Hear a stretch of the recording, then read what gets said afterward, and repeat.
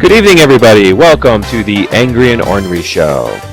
Very nice to see you out in the audience today. And those on YouTube and Hitbox, thanks for watching. Let me tell you how you can get involved with the show real quick. If you want to get in Second Life, then go to secondlife.com, create an avatar, log in, and contact me, Zoltan Mint, and you can come to the studio and watch a live taping. Maybe even appear on a show, who knows. Then you can watch this live on Hitbox every other Wednesday, that's twice a month, hitbox.com, where we stream the show live. Finally, catch the show after it's been taped and edited. We put it up on YouTube. So please go to youtube.com and join our channel there, which is the Angry and Ornery channel. It might become just the Angry channel, because Lionheart always gets me angry. That doesn't mean that I am angry. I could be ornery, but anyways, either way, let's bring him out. Lionheart, come on out, please. And look at his skills. That man can navigate through almost anything. Look at that.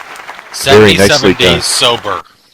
That's good. In only almost a year and a half of doing this show, and you can walk through without tripping over furniture. Yep, like I said, 77 days sober. Not exactly in a row, just throughout my life. Right. And what a nice suit you have on. No woman is safe with that suit on. No, see, I always look spiffy and smashing and dashing. You? Well, dashing, I don't know about dashing. I look dashing.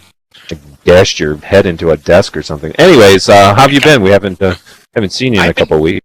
Peachy keen, how about yourself? Maybe not as peachy, but certainly keen. We have a big show, including a special guest, so why don't we stop this banter and sit down? How's that sound? We shall. All right. As you guys know, we've had the fall season start, with this being taped on the 23rd of September. TV has started up a whole bunch of new shows and back into their regular fall schedule. So we wanted to touch briefly on just that. I know that you wanted to talk about a movie or two. Is that correct, Lionheart? That is correct, sir. Then we'll bring out a special guest. Okay? Well, if you don't mind, I'll go first. Please do. Age before beauty. You better believe that. Never denied it. Anyways, the thing is, these are very short reviews of shows that I watched very recently, just to help our audience decide to, kind of have to go through all of these shows. It would be impossible to watch them all, wouldn't it? How do we do it exactly? No lives. That's right, no lives. Forgot about that. All right, so the first one is a situation comedy that I watched, and after it was promoted heavily on the NBC, I want to say, maybe not, I don't know, CBS, I don't know. Doesn't matter, because you know what? It's horrible. It's a show called Life in Pieces. Again, it looks sort of good, has a big ensemble cast, and I had some high hopes for it because there's a girl from Breaking Bad and a couple of other people you'll recognize from other shows, and I'm like, okay, well, I'll give it a go. So 15 minutes into this half-hour comedy, and I didn't laugh. In fact, I thought it was tasteless. I thought it had no redeeming qualities. It wasn't funny. It was poorly written. I didn't like the characters. I couldn't even watch the whole 30 minutes. I turned it off at 15 minutes, and I will not watch it again. Life in Pieces, crap. On a scale of 1 to 5, I give it a 1. Moving on. Unless you have a comment, Lionheart. No, sir. Will you watch it? Are you going to watch it? No. Okay. Well, I'm moving from bad to good, because I always like to end my reviews on an upbeat thing, right? Yep. So the next show is called Minority Report. Based on the film by Steven Spielberg, of course. I had high hopes for this show. It's, the movie was fairly good. Certainly the book by Philip Dick, I just like saying that. Anyways, is I read as a youth and I liked it, and I thought, wow, this might have potential, right? Making a whole series over it. As it turns out, no potential. Actually, it was poorly cast. The direction was meandering all over the place. I didn't like the dialogue, but there was a couple of good parts in it. I can't give it a complete turkey review here. Actor by the name of Stark Sands, who plays the character Dash. Really cool little actor. Kind of plays this nerdy guy with superpowers. All right, he's got the government experimented on them, and as you know from the movie, they can predict crimes before they happen, and they arrest the criminals before they commit the crimes. Well, this is set in 2060, and there's a lot of really cool background special effects, which I also liked. But the lead girl, Megan Good, who plays Laura Vega, I just didn't care for her. I thought she was overacting.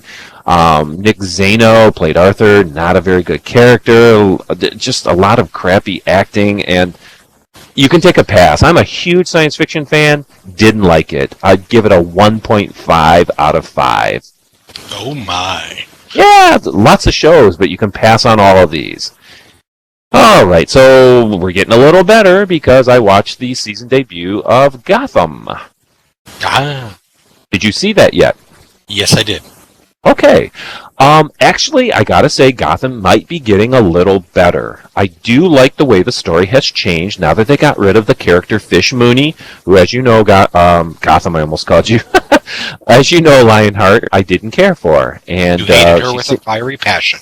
Right. And now that she's gone, it seems like they're concentrating on some new villains. And indeed, they just introduced a whole stable of new villains, didn't they? Including the Joker. I know they didn't call him the Joker yet, but come on. Does that kid not look like the Joker? He looks like the Joker without makeup on. Am I right? I'm going to stay moot on that point. All right. Well, I love him. I think he's awesome.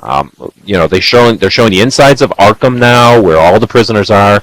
Not quite sure why there's a girl mixed in with all the guys, which is a little weird. Barbara Gordon in there, but anyways, I'll buy it. I do like Penguin. I loved him as an actor. I love what they're doing with the Riddler.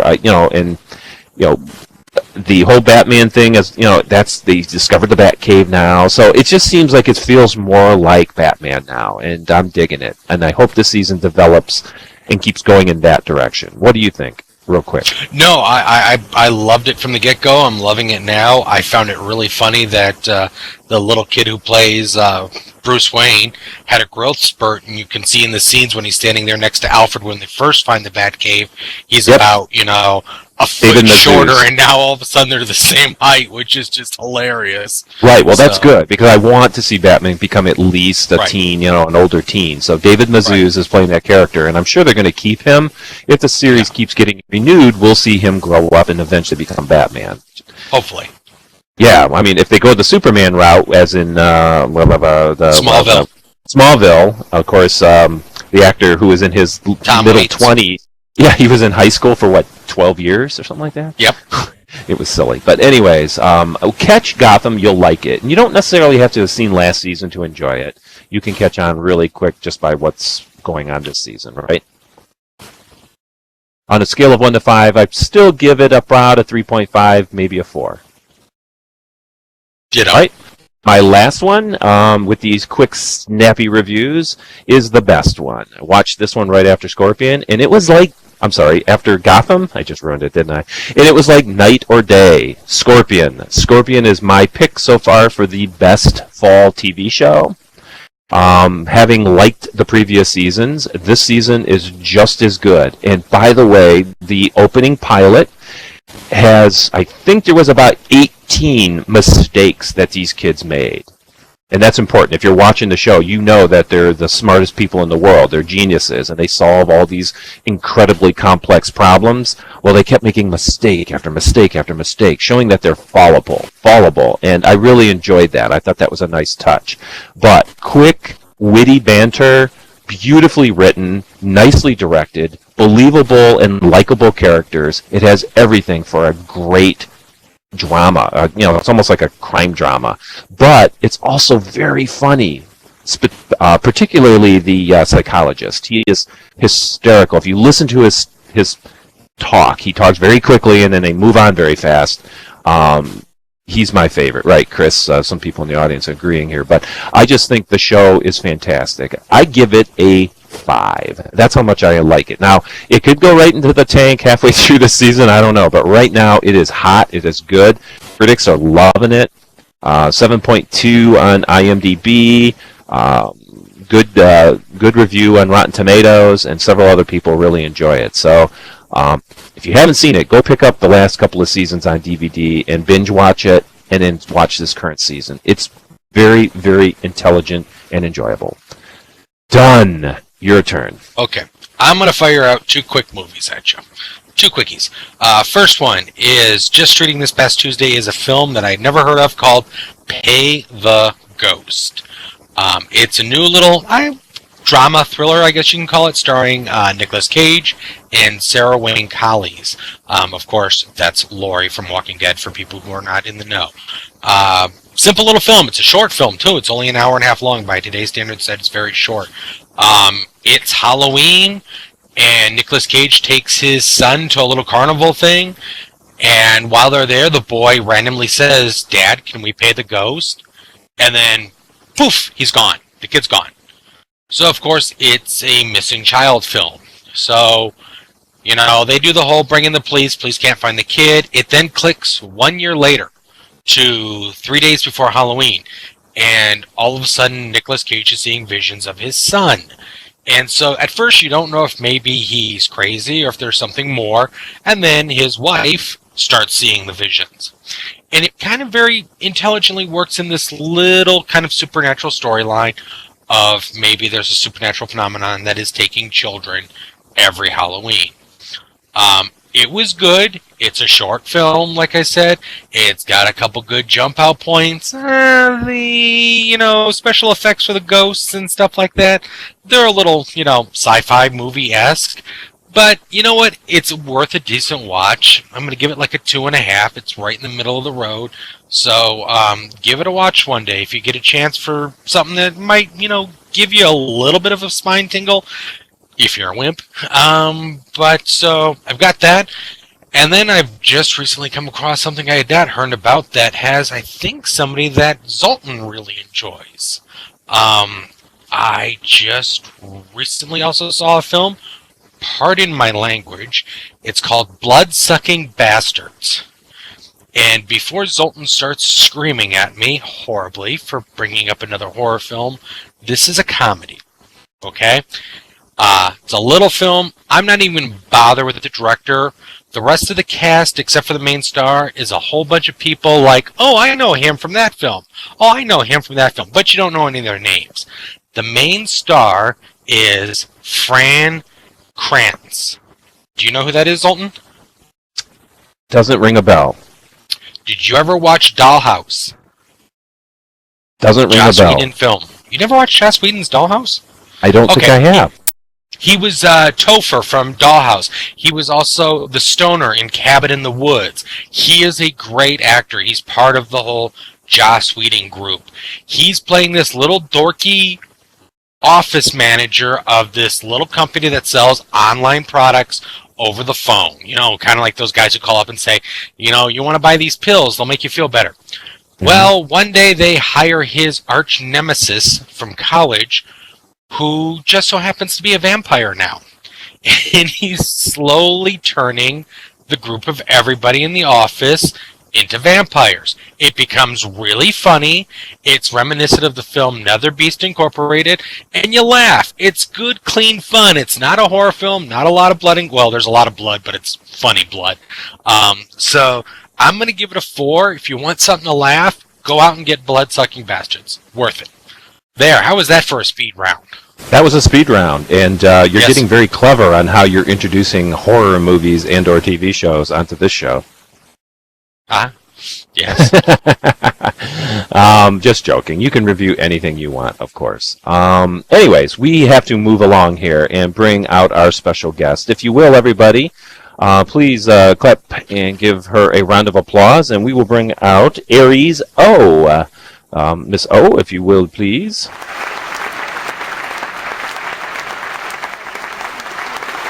Nice to have you here. Please. Thank you. Now, I am pronouncing Aries O correctly. Is that right? Yes, that's fine. Okay. I don't know how else you would pronounce O, but hey, you never know. That rhymed. Anyways, Aries, I understand that you're in Europe and it's very very late there. What time is it there? It's close to 4:30 Oh my, oh my. So a.m. this very nice person stayed up till almost 4 a.m. To join us on the show. So give her another round of applause just for having the fortitude to stay up. Thank you so much. So Aries, tell me, I understand that you're involved in a company here in Second Life called On Guard, which is kind of a fencing type of situation. Can you explain that to us, please? Yes, On Guard is a strategic fencing game, which is for 2 players. It's actually a card game, but it has animations, so it looks like actual fencing. And it also uses some of the language from real-life fencing. Now, when you say card game, is it based on a card game in real life? There is, or it's based on a board game in real life. Oh, okay. It was brought into Second Life by Rifkin Habsburg. So it's... sorry. No, please continue. It's... I think it was 8 years ago it was launched. Wow. Yeah. Walk me through a typical game. What would I have to do if I was a newbie? What kind of things would I have to do to play? Well, you have to find the actual game, or the game is called, the place where you play is called a piste. And it's it has 23 squares that you play on, and you start. The player start from each end of that piste. When you start, you need to have a HUD and a weapon. Both of them you can get from the game itself by clicking on it, and it will give you what you need. The weapon gives you the animations so that it looks like you are fencing, and the HUD is where you have your cards that you use. Okay, so then it's played between 2 people, and you wear a HUD. Is there a turn sequence? Does it keep track of your turns? Yes, you have the 2 positions on each side of the game, and it's player 1 and player 2, and player 1 always starts. I see. And then he can make the moves based on the cards he has. And then after he has done that, it moves over to the second player. All right, and with the HUD on, I assume that this then animates your avatar, so it looks like you're, striking with the sword and so forth. Does this? Yes. Do you play this for like real fencing, where the swords are dull tips, or is there a blood mode where you can stab people? How does that work? Usually when you play, you don't. It's not very violent. I see. You get stabbed if the opponent gets what we call a touch on you. However, there's no blood on the on the scene, so to speak. Well, I only asked that because, as you know, there's so many combat HUDs that have blood that I didn't know if this one eliminated that, which would be refreshing, actually. Yeah, I think it's a game that's more about strategy and a card game rather than a fighting game. I see. Now, how long would a typical game from start to finish run? How long does it usually take to go through everything? I would say if you have experienced players and you usually take shorter time thinking about your moves, you will get 15 minutes maybe for one game. So it's almost like a mastery of chess. If you have 2 skilled opponents, it might go long just in the sense that they're both strategizing, but also if you have two newbies, it might go longer because they're both thinking about what to do. Yeah, but I think usually experienced players play faster, usually. Now, somebody like myself, if having no knowledge of it, is it something easy and quick to learn the basics of, or does it take time and mastering just to get the basics down? Oh, it's easy to learn. It's very easy to learn, and I think after a game or two, you get the basics and you can play it and enjoy the game. But of course, there are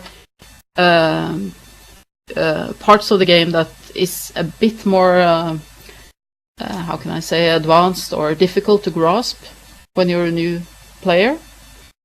Understandable. Yeah. So, but I would say it's an easy game to learn. And now, is this a bit? Oh, go ahead. There's a lot of players willing to teach you how to play as well. So, and I think also, even if it's a game played with weapons, I think it's a very social and friendly game. I was going to ask, is this available on in-world for sale or on Marketplace? I'm not quite sure if it is on Marketplace because it has some kind of license to it, but it's for sale in-world, yes. Okay, and do you know the price? So maybe somebody's interested would know how much lindens it would cost? I can't remember from the top of my head. I bet you Amza will find out for us and post it in local.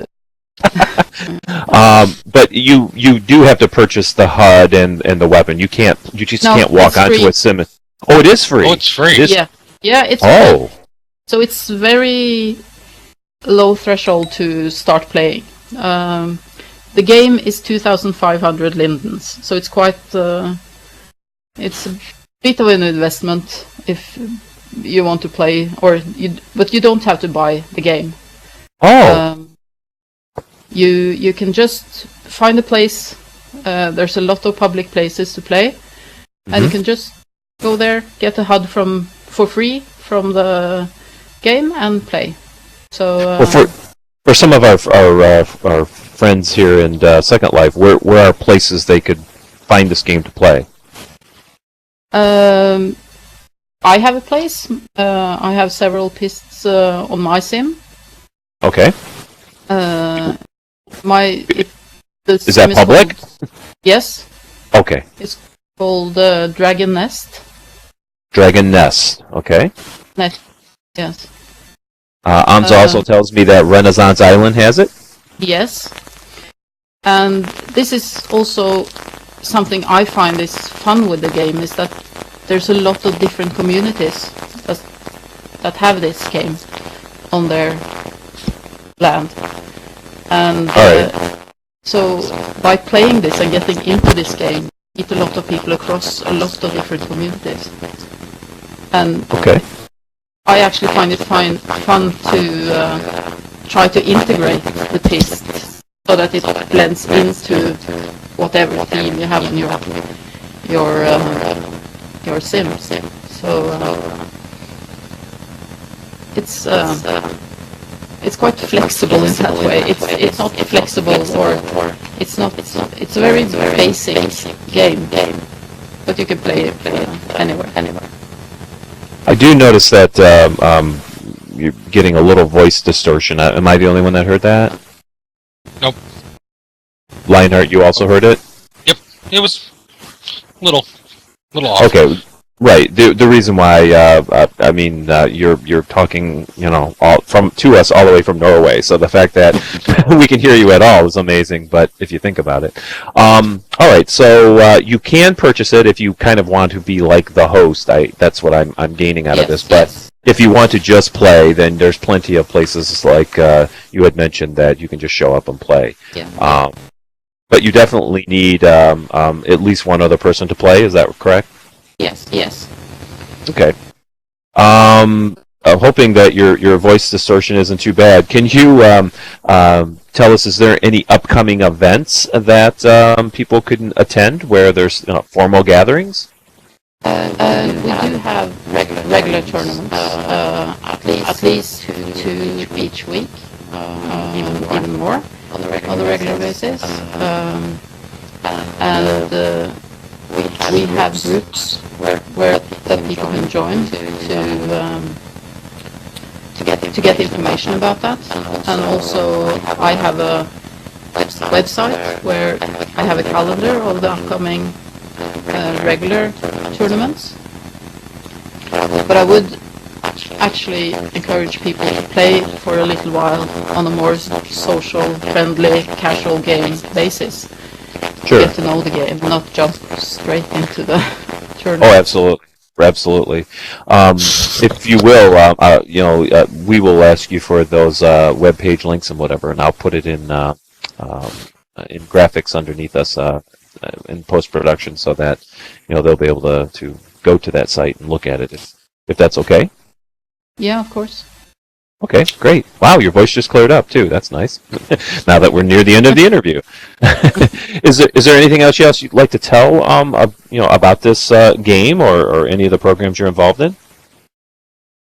I think I just want to say that it is a very fun social game, rather than being super competitive about playing it. It's you can play with a friend and chat while you play, and I think that's a very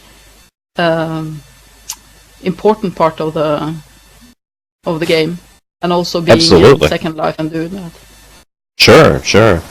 Well, that's very cool. Matter of fact, we have one of our guests out in the audience today. I know is a fairly skilled scripter, and I bet you she's taking notes to think about how she could come up with something like this on her own. So I'm sure there's going to be, there's probably a lot of games that are similar that people don't realize that in Second Life there's so many board games, everything from Monopoly and chess to physical games like this On Guard and jousting and things like that. That what a great way to share, an evening with friends is to play games with them like this. People all over the world, for that matter. So yeah, come on in and do it. All right. Well, thank you very, very much, Aries, for coming on our show and staying up so late and letting us know about this. If you will, everybody, give her a hand for coming on the Angry and Ornery Show. Thank you for having me. Absolutely. All right, we have to close this thing out now, so...